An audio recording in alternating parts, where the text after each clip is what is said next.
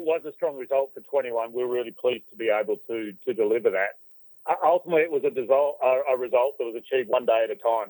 It was a real focus on execution for the last 12 months, 18 months, in fact, carried us through. And that focus on execution remains today.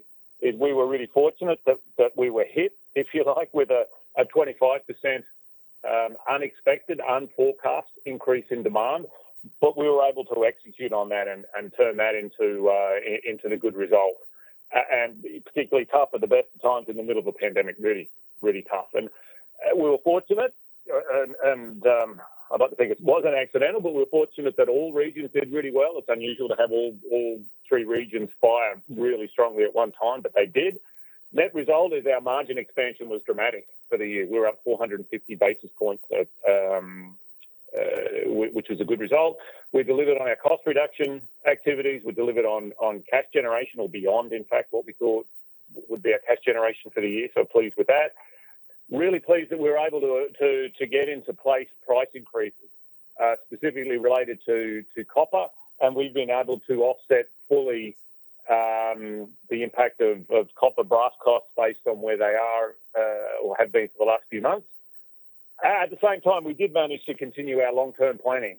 So, we're looking hard at what we should be working on next year, the year after, from a product development point of view and from a potential bolt-on acquisition point of view.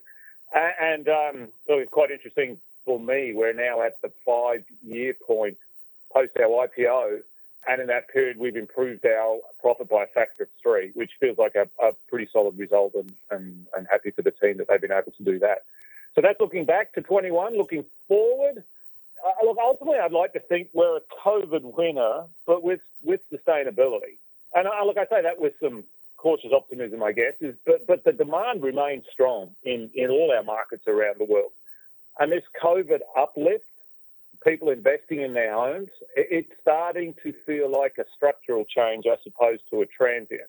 So for us, 22 is shaping up to be a year to consolidate those large gains we made in 21. If we're able to do that, I think that positions us really quite well going forward. So uncertainty out there for sure.